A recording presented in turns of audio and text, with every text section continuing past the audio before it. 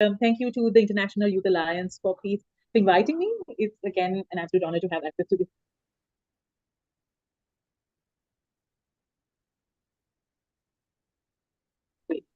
So, as you know, I only have around 20 minutes to sort of engage conversation because it's quite a broad one. And we need to, in my opinion, kind of make very effective use of the time so that we cover the different nuances of the topic we have today. So we know that environmental advocacy itself is actually very much a trending area of today's international development sector.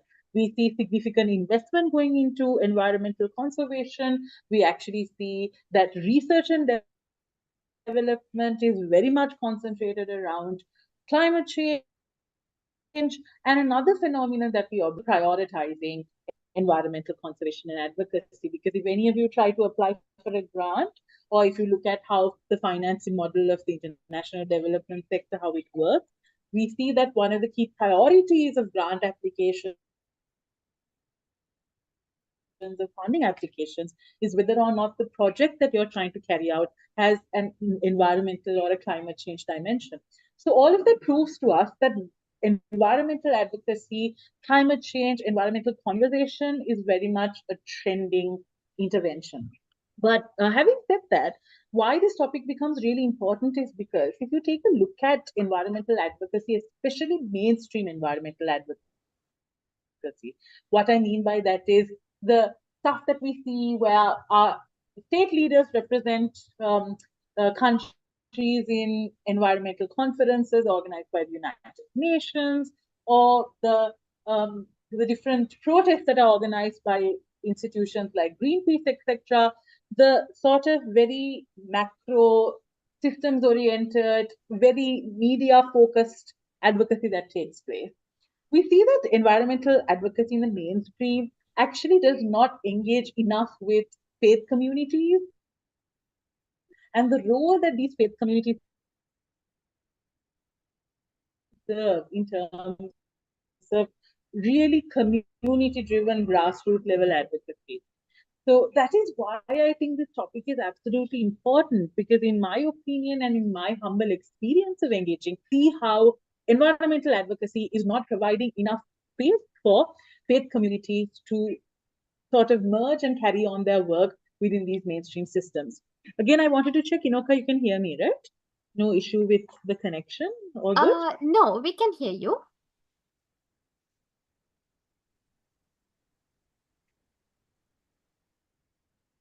Fantastic. Right. So again, if you can't hear me, please stop me. So let's see what we're going to cover today. First, I want to have a very quick conversation on what modern day climate advocacy is, because I tend to be a bit of a critical voice on the basis that climate advocacy is often portrayed as a very positive sort of intervention. But when you look at it from a critical angle, you see that there are both wins and challenges. So we'll first talk about the complex dynamics of climate advocacy. Then we'll go into defining what faith is and what faith-based groups are, because we need to differentiate faith from religion. Then we look at the interlinkages between faith that faith communities are so important in terms of environmental conservation, excuse me.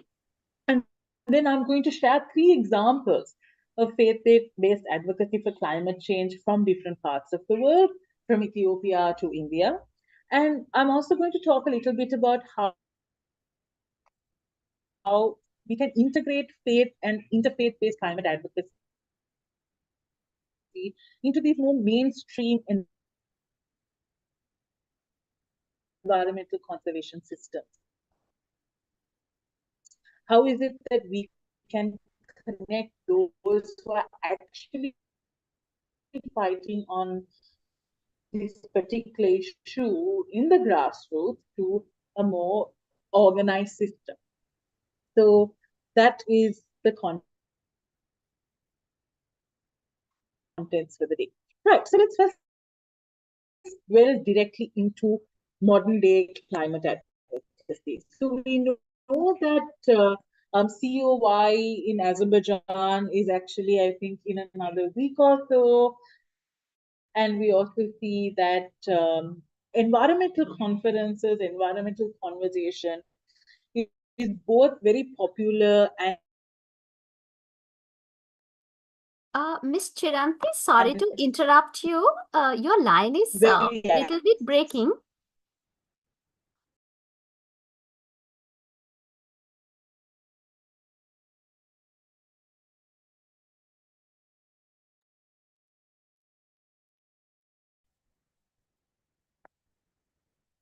Please bear with us a few seconds because she's joining with us all the way from Candy. I think there is some connection issues.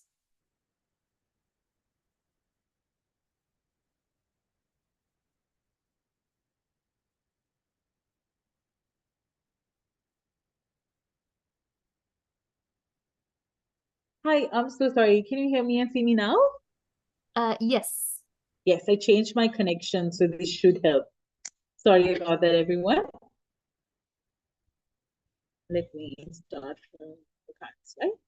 So yes, as I was mentioning, the issue with climate advocacy, especially mainstream climate advocacy, in my opinion, is that it provides for a system where the world is collectively recognizing that climate change is one real. It's very much fighting for any denying of climate change. The fact that they're taking a stand that climate change cannot be denied. It is very much a pressing current problem. And there is also a system where state leaders as well as non-state leaders, young activist representatives are able to come to the table and discuss why climate is important, where they're going wrong, and what we have to do.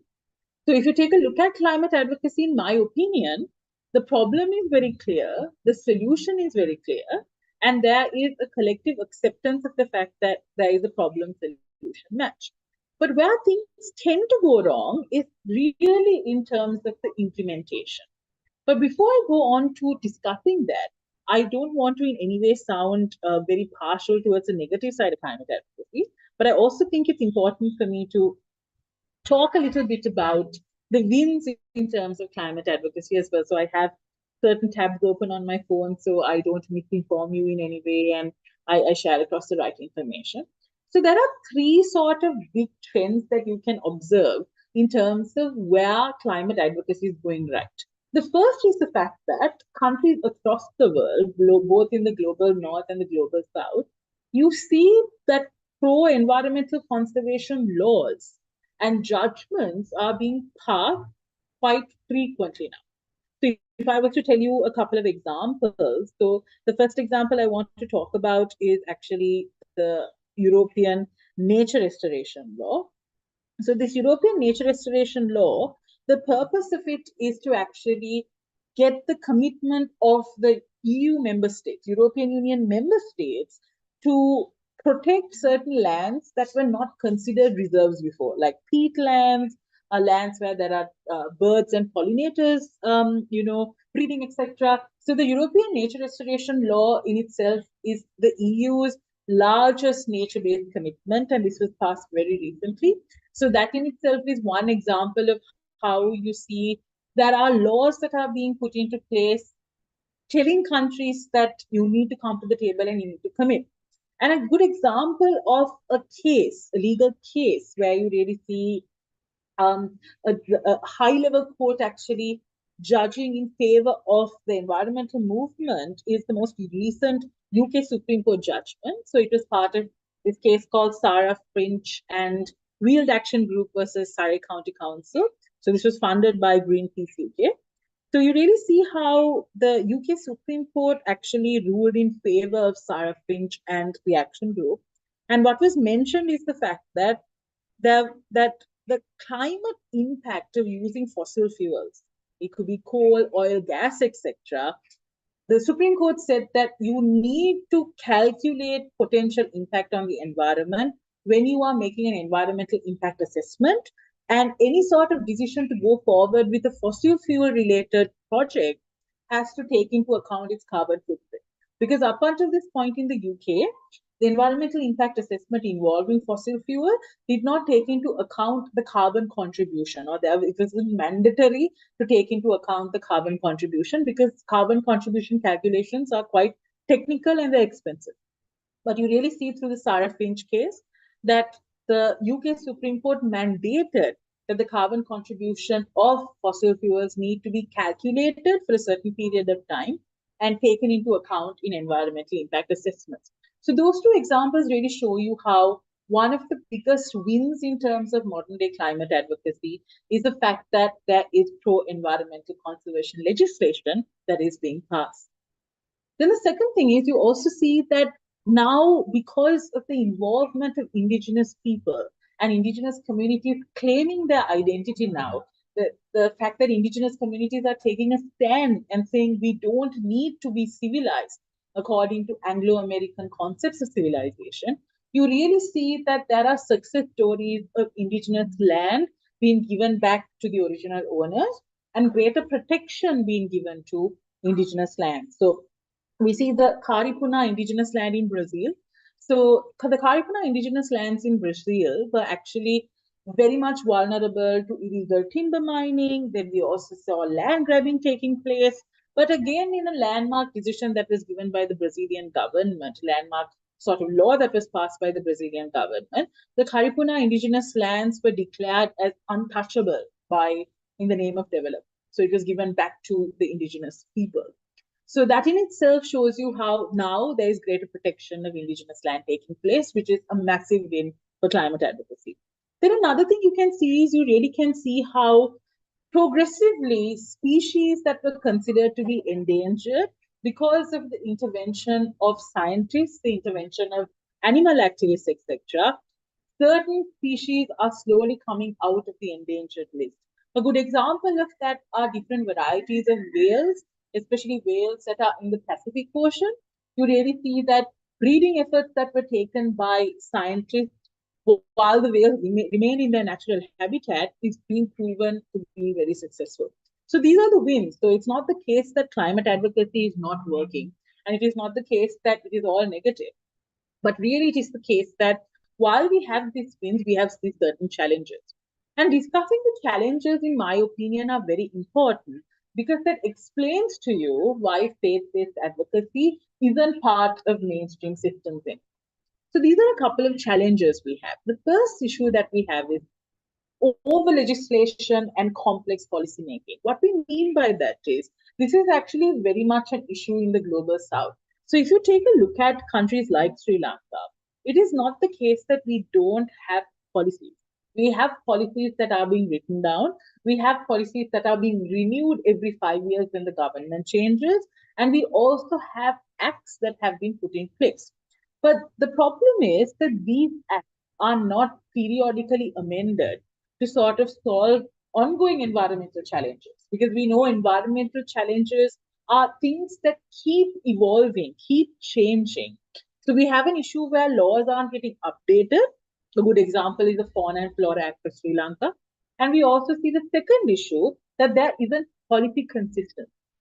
When one government takes over, they change the environmental policies that were implemented by the previous government. So that is one national level challenge we have.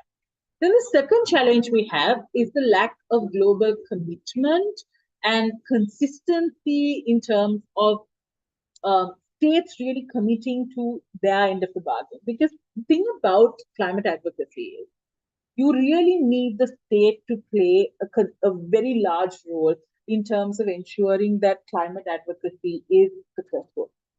So a good example of that is how the Rio Plus 20 summit that was held, a couple of around 2012. That is, the Rio Plus 20 summit was one of the largest environmental conferences that were organized. I'm sorry, and you really see how summits like Rio Plus 20 rarely result in global consensus, where the state leaders collectively say, we are committing to these targets by these dates, right? And even if you have a document that comes out of these conferences, you don't have states committing and following through because the nature of international relations and international law is it's always based on voluntary. The idea of voluntary assumption of responsibility. States need to commit to it voluntarily. So you see that in most cases, because of very political issues like the use of fossil fuel, the use of renewable energy, and even things like using electricity for day-to-day activities like even for transportation. There is a lot of politics around the environment. So that prevents global consent. And then we also see that there is a lack of equal access to environmental technology. What I mean by that is that the patents and the intellectual property when it comes to environmental technology is held by the global north. When we mean by the global north, we're referring to a very outdated way of talking about the world as developed and developing. But the global north, mainly the Scandinavian countries and the West and Europe, you really see that they hold a lot of the patents for environmental technology. And we see that environmental technology patents are not being sort of publicly accessible so that countries from the global south can also localize these technologies. And another issue that we see is that the research and development investment for environmental technology in countries like Sri Lanka are minimal or even not there at all. So because of that, you see there is an unequal access to environmental technology, and that is also impacting how successful our climate advocacy is. Then we have another issue of systemic challenges in terms of making alternatives commercially available. A good example of that is renewable energy. Renewable energy has a high capital requirement in terms of its starting phases. It becomes profitable or it becomes viable only after the initial cycles of energy creation or energy generation. So one of the biggest challenges we have is sometimes we don't have the systems and we don't have the socio-economic reality to implement alternatives. There are alternatives, but you can't implement them. Then we also see that the entire economic system, which is what we call a neoliberal capitalist system, it has a high carbon footprint.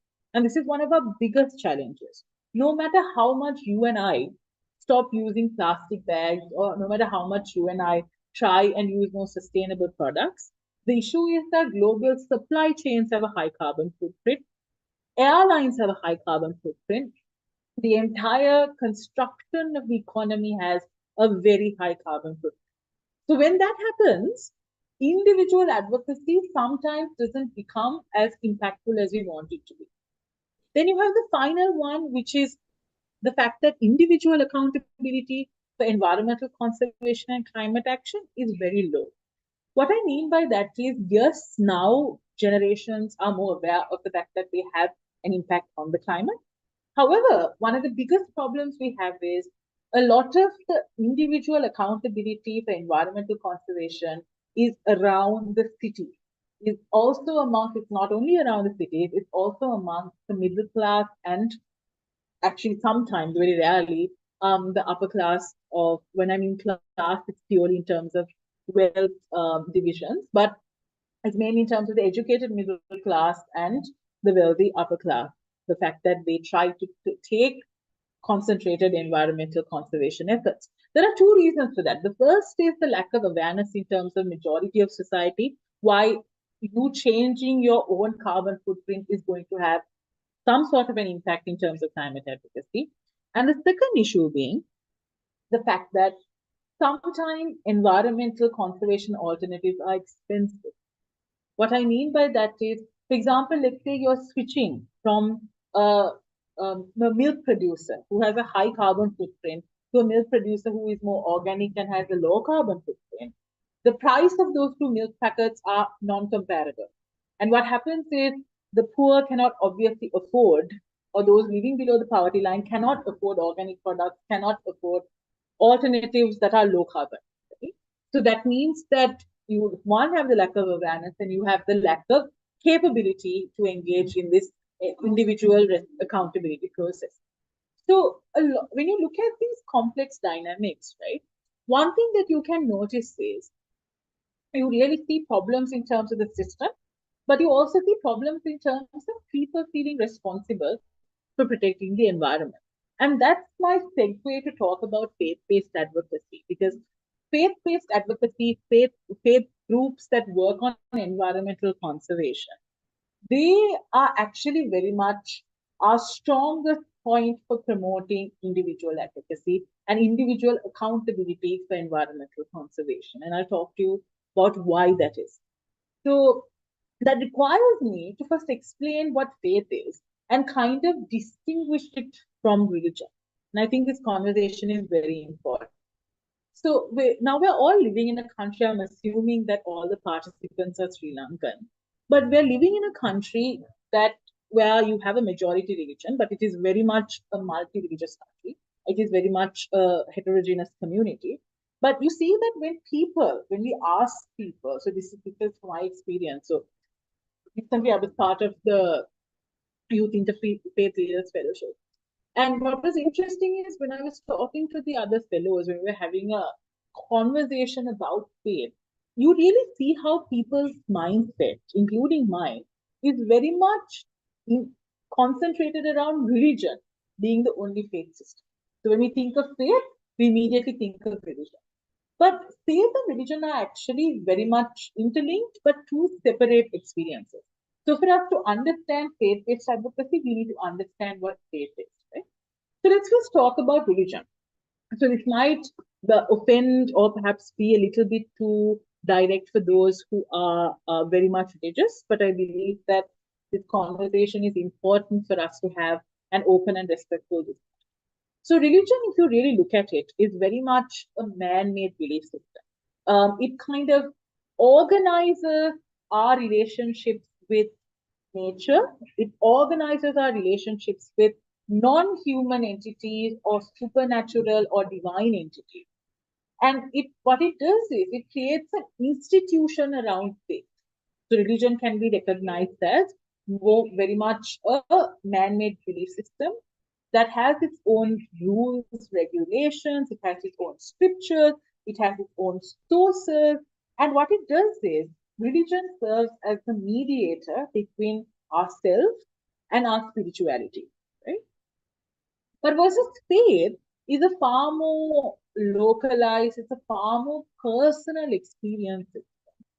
And you really see that faith has a lot to do with becoming aware of your own self and also understanding your own relationship with nature and your own relationship with what you believe in. It could be universal energies, it could be God, it could also be, if you are part of a pagan religion where there are more than one gods, it could be your relationship with gods as a whole. So, why it is important for us to recognize this is because when we talk about faith based groups, we're not just talking about organized religions that have a institution, that have a source book, that have followers, etc.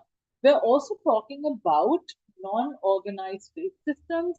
Like, for example, if you are part of, let's say, a group of people that believe in the importance of meditation, or if you are part of a group of people that are agnostic, for you it is irrelevant whether there is God, but for you what's more important is the fact that you are a good human being, then you are part of still a faith system. So when we're talking about faith-based groups, we're talking about both religious groups and non-religious groups, groups that are connected by a belief system. So it's important to highlight this because when we think of faith, immediately our mind goes to religion. So yes. So again, when we're talking about faith-based groups, we're talking about a very diverse umbrella group of belief systems and belief-based groups, and religious groups are one of such groups. So religious groups are a subgroup of faith-based groups. Fantastic. So now that we've actually discussed that, let's actually talk about why faith-based advocacy is important for environmental conservation and how faith-based advocacy becomes very much linked to environmental conservation. So what you really see is there are a couple of ways in which faith, religion both connect to environmental conservation. The first is in a lot of the monotheists means there is a single God. In a lot of the monotheist religions in the world, like the three main Abrahamic religions in the world, you really see in the Torah or the Bible or the Quran, you really see the image, you see the identification of a single creator who is God. And you also see a very unique delegation of responsibility across these three texts of how human beings are technically guardians of the planet. That there is a responsibility that has been placed upon human beings by God to be a guardian of the earth that has been created. So this idea of guardianship, this idea of human beings being responsible for conserving the earth, is one way in which faith is linked to environmental conservation approaches. Because then faith-based groups are telling you, you are have been placed here upon earth not just for you to have a good life, for you to achieve your potential, but also for you to kind of experience the responsibility you have as a human being to protect animals, to protect living organisms, to protect trees. So guardianship is one way in which faith and environmental conservation connect. Then the other thing is about the regenerative earth. So this is very much found in Hinduism, in Buddhism. It's found in yoga-based faith groups across the world, not just in India, but also in the West. You really see the idea of recognizing the earth as regenerative. So what do we mean by a regenerative earth? So you see that the most trending type of development nowadays is sustainable development. Yes? And in sustainable development, in my personal opinion, it's good, but also very much broken as a system. When you look at sustainable development, you really see that sustainable development focuses on 17 goals and achieving these goals individually without really realizing how interlinked these goals are. Regenerative Earth is a little different, and it looks at more the fact that if you take Earth without human beings, it's a self sustaining ecosystem. The Earth can heal itself. So, our role as human beings is to help the Earth heal itself. We do not need to provide, we are not the saviors of the earth will save itself. But our role is to actually help the earth heal itself. So the regenerative earth is very much part of Buddhism, Hinduism, etc., where you look at the earth itself as a living organism. So that's another way in which faith and environmental conservation is interlinked. Then you have this concept of sansaric cycle and rebirth, etc., which is, and you really see how there is scientific research that's being done into the idea of rebirth.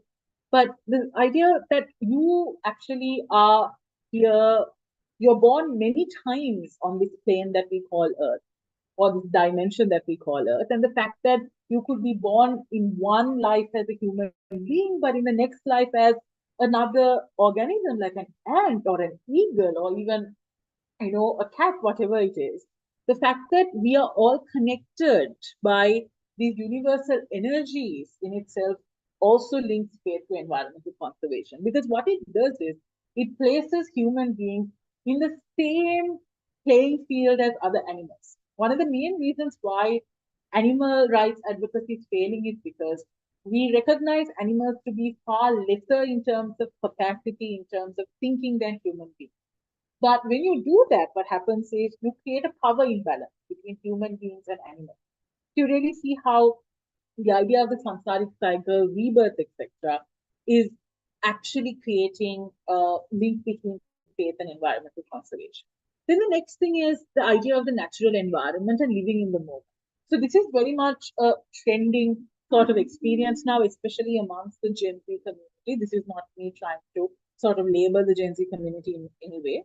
But Generation C is now trying to move away from a very rigid consumerism, economics driven way of life. And then trying to bring back something that our ancestors knew for the longest time, which is the fact that there is value in living in the moment.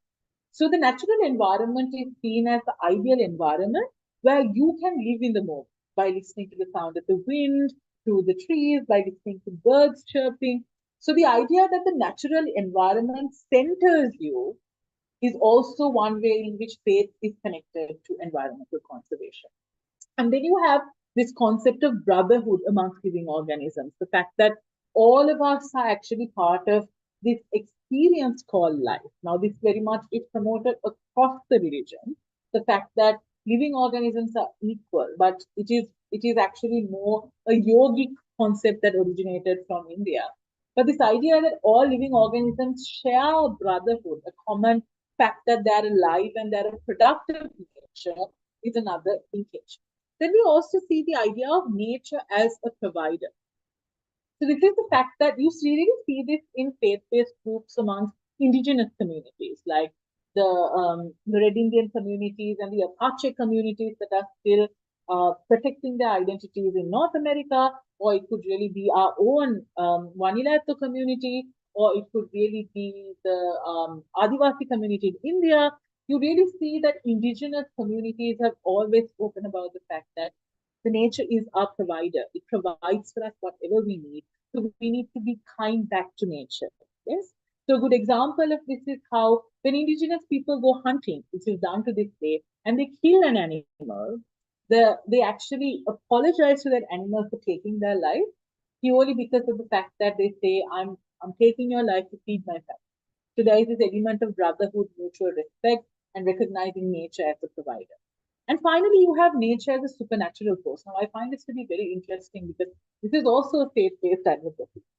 Well, not faith-based advocacy, but rather a way that faith connects to environmental conservation. You really see in faith groups that believe in the supernatural, that believe in the fact that there are other dimensions that we can't see to our naked eye, that believes in aspects like uh, spirits, ghosts, demons, etc. Some people even call these groups cults, right? But even in those cult-like groups, what you really see is you have nature being seen as a supernatural force that is not always kind, that is not always forgiving, and that is often home to supernatural forces. A good example of that is the Appalachian Mountains. You really see how there are so many stories around people, experiencing very supernatural experiences in these mountains in the night where, things are pin drop silent, they hear spirits calling their names, etc. So even though that sounds very spooky, that is also another way in which faith connects to environmental conservation because it has a lot to do with human beings being told that you are guardians of the earth, you are here for a purpose, and your role is to entirely facilitate the earth to heal itself. You see how really beautiful that image is. So now that we've understood the interlinkages between faith and environmental conservation, I want to share three examples of how faith-based advocacy has worked towards climate change and environmental conservation. So I'm taking examples from Ethiopia, from Japan, and from India.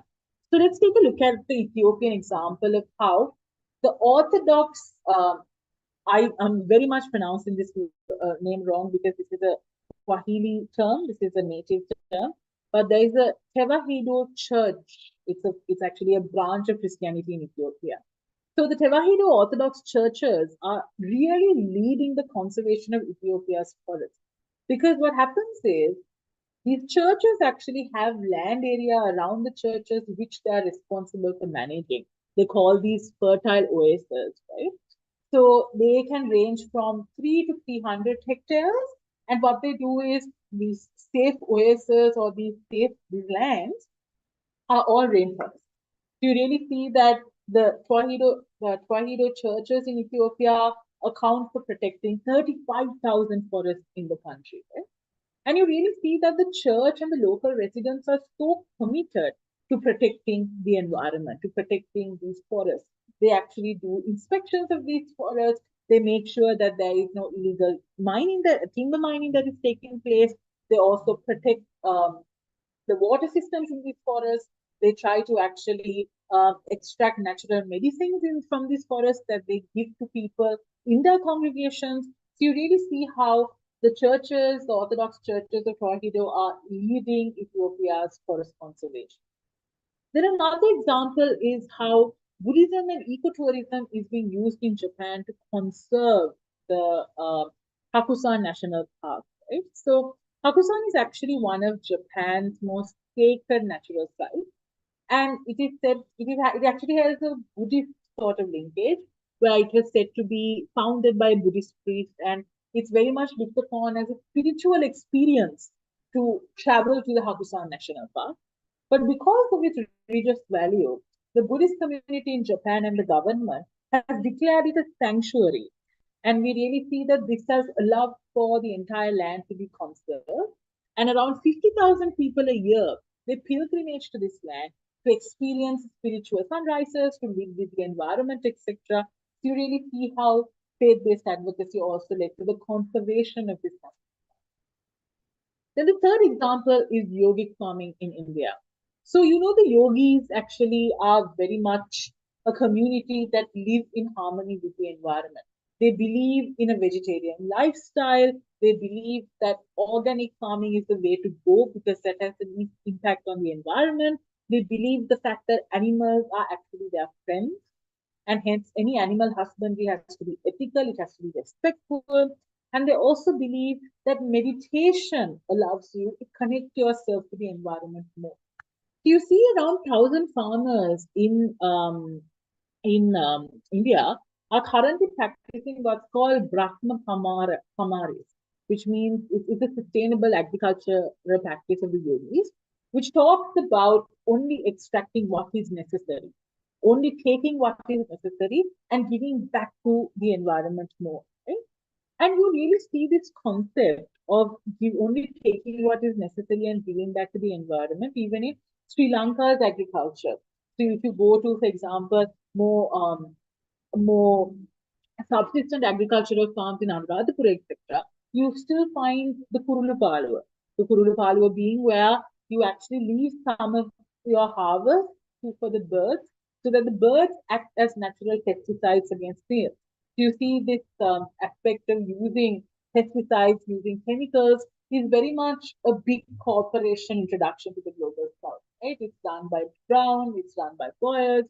So you see it is very much commercial monopoly that is happening. So the yogic way of agriculture is very similar, and they really believe that the role of the farmer is to actually help the community take what is necessary from the earth, but they also have a role of ensuring the well-being of the soil, well-being of the environment, and most of these yogic farmers have an emotional connection to their land. They believe that the land is very much their brother or their family member. So these two examples really highlight to you how faith-based advocacy is necessary to speak to the soul of people, to remind people that the environment is very much has to be conserved in order for us to have a harmonious and fulfilling life. And that really is what is missing. The fact that we feel committed enough to make environmental conservation our own is what is missing in mainstream advocacy.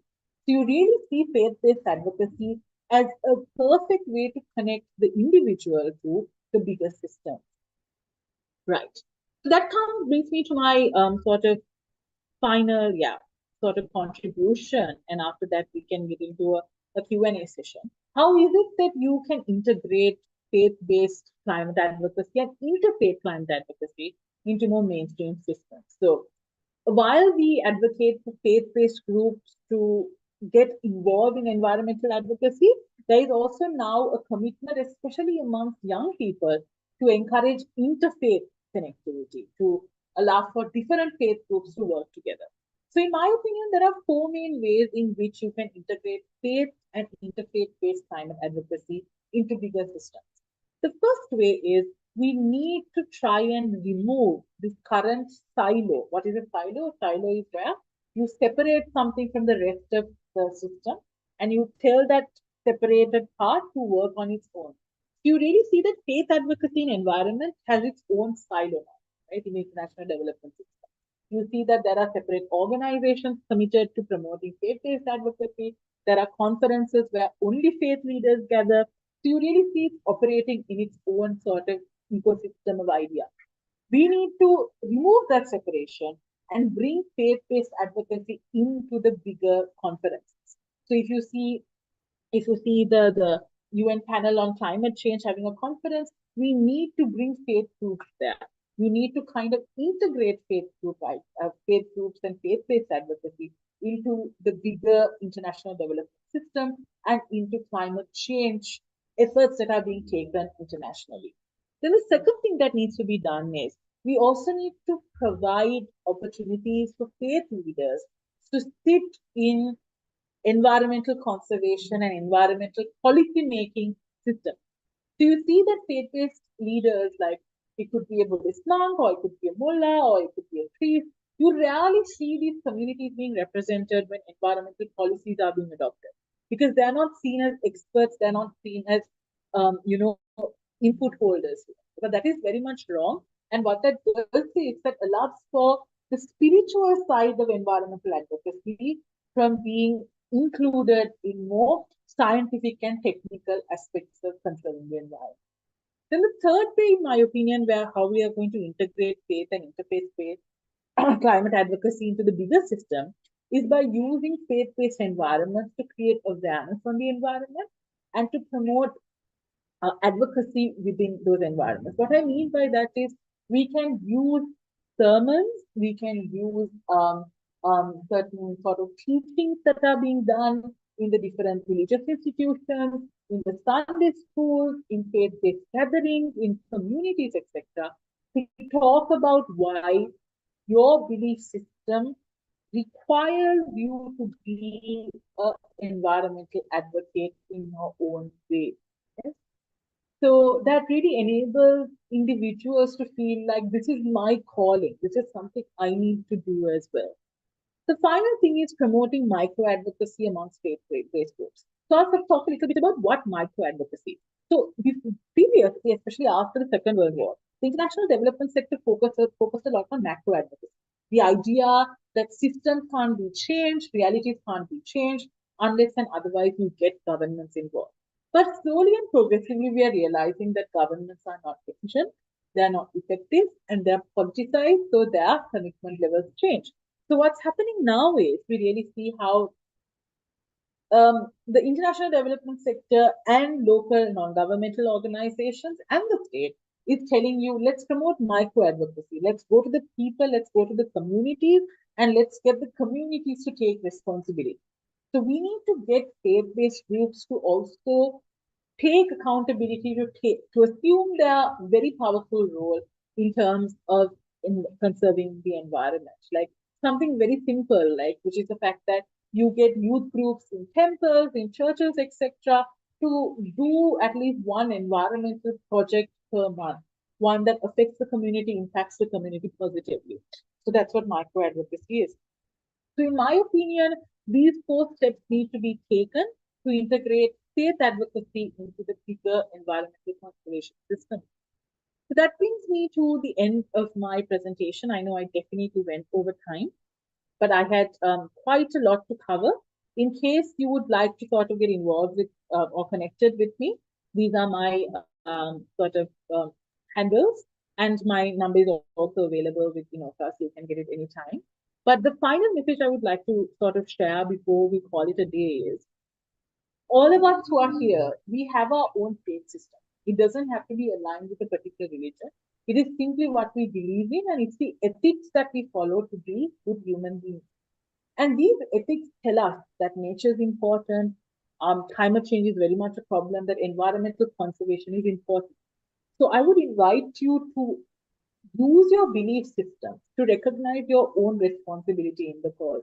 Because right now, depending on governments, depending on policy making, is not proving to be very efficient, it's not proving to be effective. So we need individuals doing their own part because it is very useful and it is powerful. And every project that you carry out has an environmental dimension. So I invite people here to also realize that environmental dimension, kind of focus on that environmental dimension, and to really take up your personal responsibility as faithful people to protect the environment. So with that, I hand it over back to Inoka. Thank you so much, everyone, for listening in, especially at this time of the night. Thank you so much, Mr. Nanaka, for your valuable insights on climate advocacy and the role of faith-based group, because it was clearly evident the passion you had for that throughout the presentation. It was I'm quite happy. amazing. So I'm actually, happy to be awake at 9:30 in the night. yes. So actually, to get some clarifications, I would like to ask one question from you due to the time constraints. So I would like to know in what ways do different sectors, like whether it can be government or the private sector or the civil society, can contribute to climate advocacy efforts. Absolutely. So I love that question because it recognizes the fact that environmental conservation, climate change is very much a collective responsibility that all of us have a part to play in it, and that we cannot, disregard this responsibility itself. Right? So I absolutely love that aspect of it, of the question. But I would say that when it comes to each of these actors, what connects them is the fact that all of these actors benefit from the environment. So if you're talking about the state itself, having a conducive environment is important for the state to take care of its citizens. You can't have a secure country unless you have a secure environment. For the private sector is very much profiting off the environment. And then if you take civil society, the civil society also playing a key role in terms of sustaining their causes because of the environment. I mean, I know that sounds a little bit controversial, but we know that the development sector exists because there are development problems, right? So, and sometimes working in the development sector, I wonder whether we're trying to solve these problems, but that's a different debate altogether. But what I would say is because it's a commonality that all three of these stakeholders are actually very much linked to the environment, the first step is recognizing the fact that the environment is everyone's sort of is everyone's how do I put it? It's, the environment belongs is the wrong word. We are very much guardians of the environment, all of us, and also the fact that we are benefiting from the environment, which places a responsibility on us to give back. So I would say that if you're focusing on those three groups, after you have that mindset and you create that mindset, the state's main responsibility, in my opinion, is to set up the legal and policy framework for environmental conservation. That's one. And the second responsibility they have is to actually stick by the commitments that they make in an international forum. Sri Lanka is very famous for signing environmental policies and conventions, but our implementation is localization is actually very much non-existent, right? So we need to have states signing these commitments and actually living by these commitments. Then, in terms of private sector, in my opinion, the private sector is the most important actor for environmental conservation, very much because, let's say, for example, you and I can work in our own capacity to do much as possible. But if private sector is not responsible about their carbon footprint, if they are using plastics in their production process, and if they're discarding it into the environment, the impact they have is so much larger.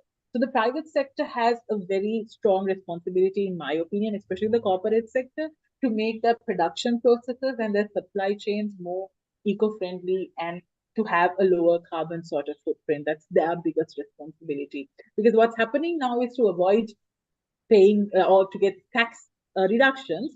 What is happening now is the private sector is investing a lot on CSR environmental projects, as opposed to really looking inwards and thinking, is the production process itself environmentally friendly? Then the third thing I want to sort of talk about is civil society. So this in itself is a critical observation, but I really think it's high time that the civil society doesn't focus on environment as a way of getting funding. So what's happening now is environment is actually being utilized as a must include criteria for getting grants, for getting funding, etc. But it's becoming so ineffective that every time they want to organize a project, they put in an environmental dimension, which isn't even the relevant environmental dimension. So, in my opinion, the civil society has to re strategize their efforts in terms of what they call environmental conservation and also start asking communities, what do you want? How can we help you to protect your environment? Because now it's very top to bottom, right? You have these international best practices that are being localized without asking the communities what is it that you want. So those are, in my opinion, the three ways in which these actors can really contribute. I hope I wasn't, sharing truth bombs this late into the night, but yes. No, Thank actually, you. it's very informative. Thank you so much. So, on behalf of everyone, I would like to extend our sincere gratitude to Ms. Thank you. Chiranti for sharing such an valuable insights and expertise today. And at the same time, I would like to thank all the participants who are joining with us today through YouTube. Thank you so much. So with that, we will be closing the live session, but the recorded Q&A session will continue afterward. Thank you for joining us